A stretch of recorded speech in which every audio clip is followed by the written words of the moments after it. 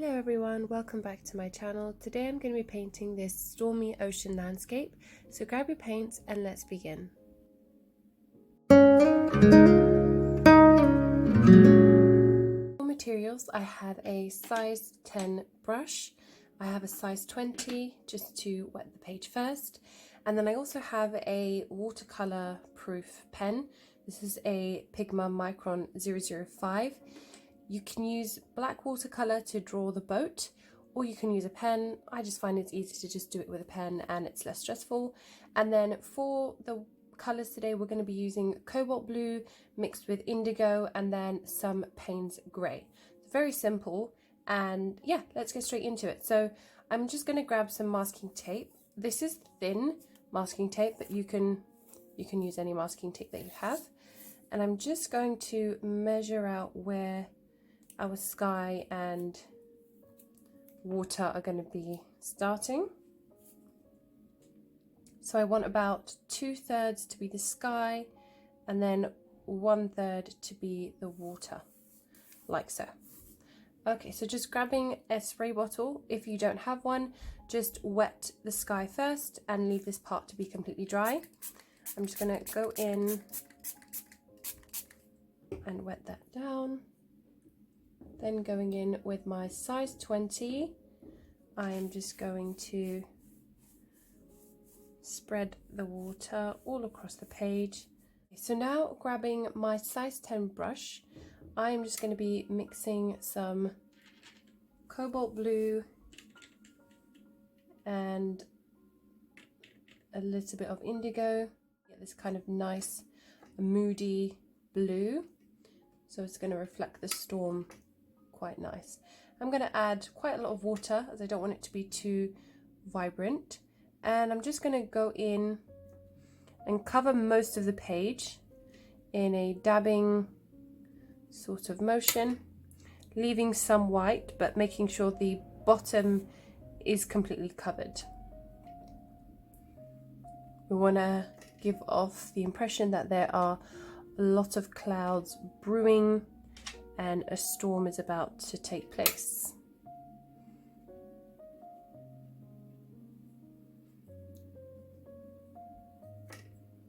We're going to leave mostly this part here quite empty, just so we get the contrast of the colour, and that's all we have to do for this colour. And now I'm going to go in with our Payne's grey.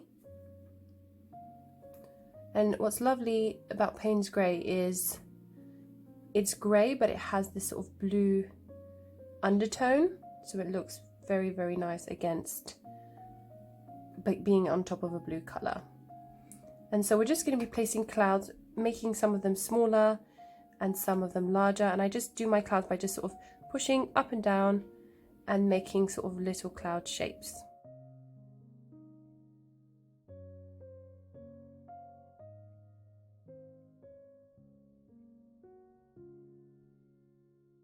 Okay, now grabbing your paper whilst it's still wet, we're just going to tilt it upwards, and this is just so that the water is going to push the clouds up, and it's going to give this very nice effect as if the clouds are looking like they are above us. It gives a bit of an effect of dimension.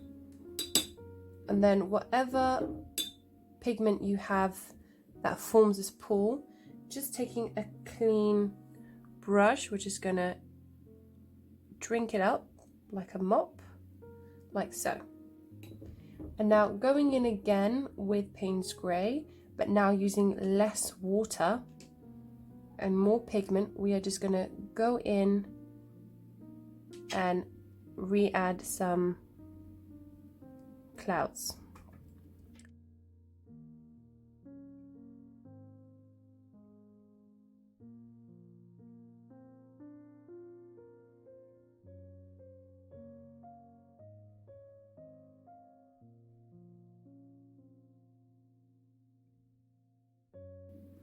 Now taking your page again, we're just going to tilt it up and just get that water moving upwards, and so it's going to take the pigment along with it. Just tilt it all the way up as well, that's fine. Don't hold it for too long as you don't want the effect. And then if you see that it's gone up too much, where you can see the lines and the paint sort of spreading, just drag it back down and rebalance it. And you can do this anyway. You can do it sideways. This is just a very helpful technique. Sometimes I like to use with clouds when I want a bit of movement. Okay, so that's our clouds done. I'm now going to just take actually a clean brush, and I'm going to remove some pigment, just a damp towel or something, and I'm just going to go in and create a little bit of highlight. I can just actually go straight in with my damp wipe and just create a little bit of highlights in certain places, just as if there is some light peeking through.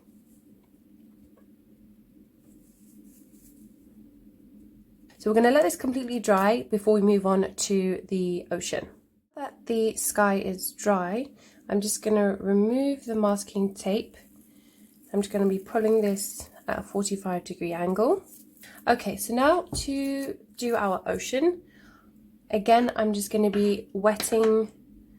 Actually, I won't be taking the spray bottle. I'm going to do it by hand to avoid the clouds getting re-wet.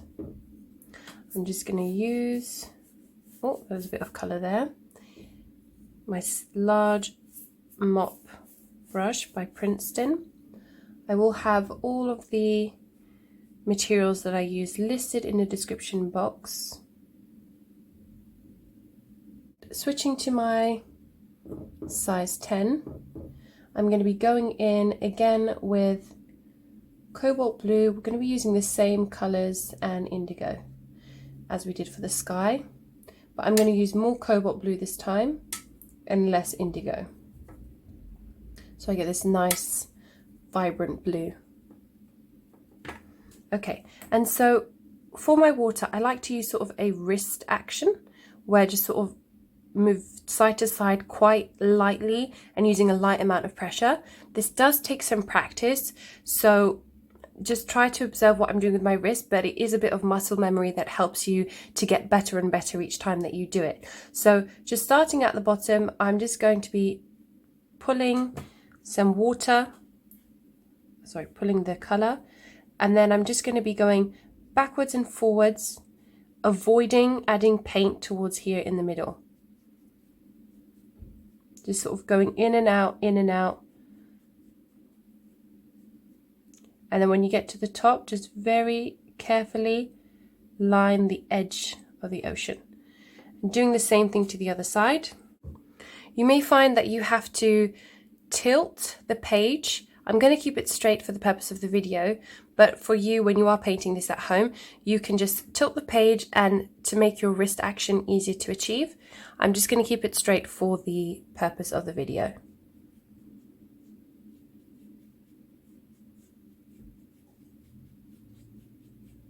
Just going backwards and forwards, quick little strokes.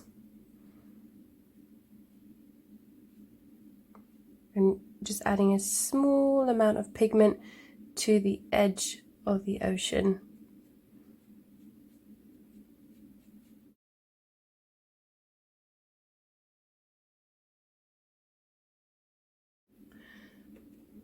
So taking some indigo, I'm now just going to repeat the same technique and just sort of making sure that I leave some blue underneath to be visible, just so we get this very nice gradient effect.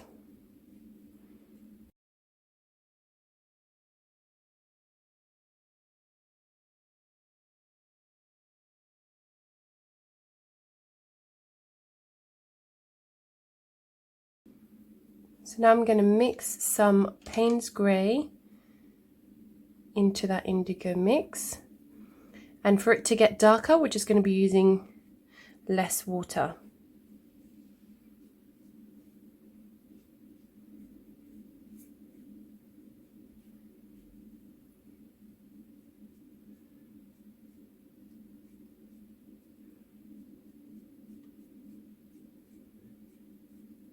And then we do want it to be quite dark towards the top.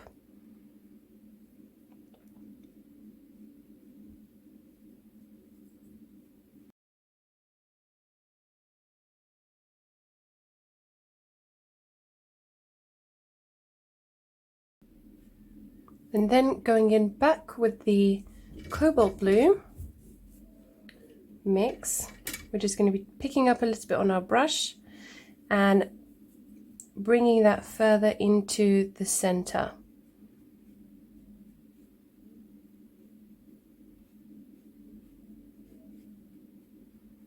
And then we're going to want to blend it now. So taking a clean brush, we're just going to go in and blend that out so we lose those harsh lines that we have, and we get this smooth transition between the lighter and the darker colors. And then you can even go where your darker color is, and you can add some highlights by just going in with a dry brush and lifting some pigment.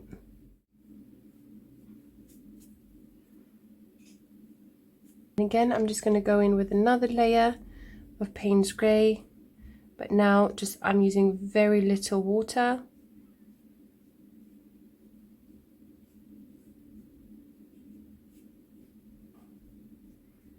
I'm just going in to define those waves a little bit more at the front, and then just adding a very small amount towards the edge.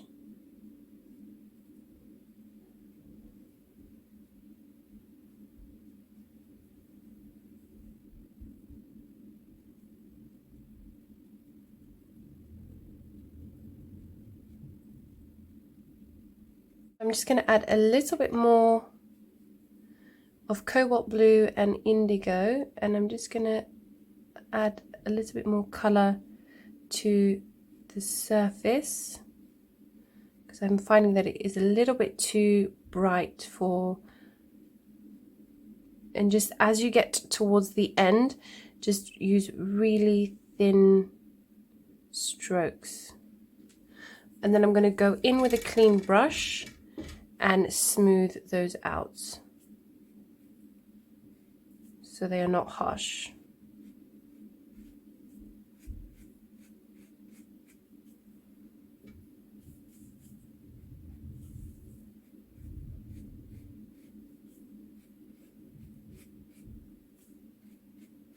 And there we have our sky and sea.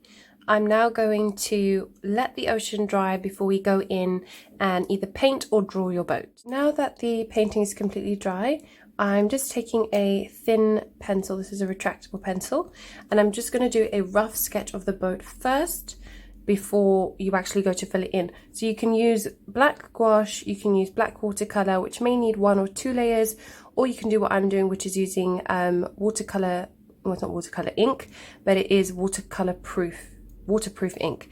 So I'm going to put our boat sort of roughly around here. I don't want it to be exactly in the middle because when you look at it, it's going to look quite funny to the eye.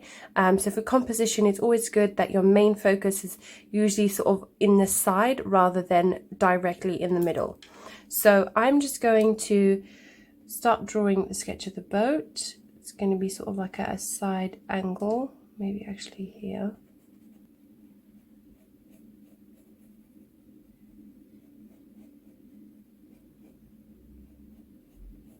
And then the line of the boat can come to about up to there. I'm going to show you how to do it with a paintbrush.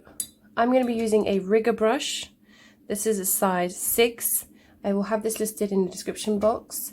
And I'm going to take some Payne's Grey and I'm going to mix that with a bit of red, only because I don't really like to use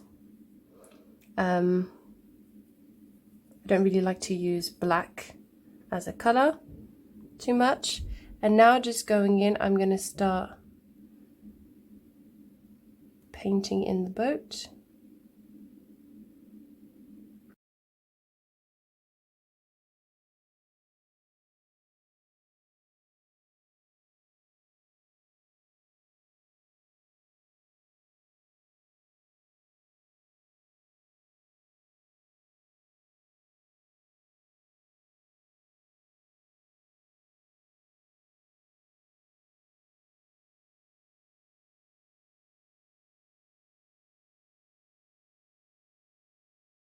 I'm going to take some more Payne's grey, and we now need to do the shadow. So we're just going to start by doing sort of this zigzag line, again using a very light hand.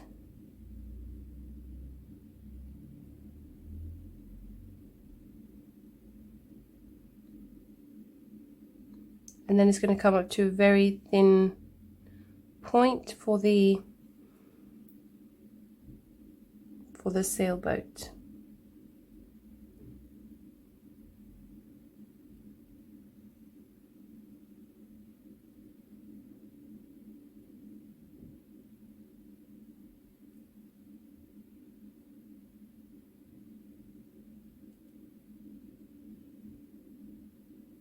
And there you have it, a very easy watercolor stormy landscape that anyone can paint.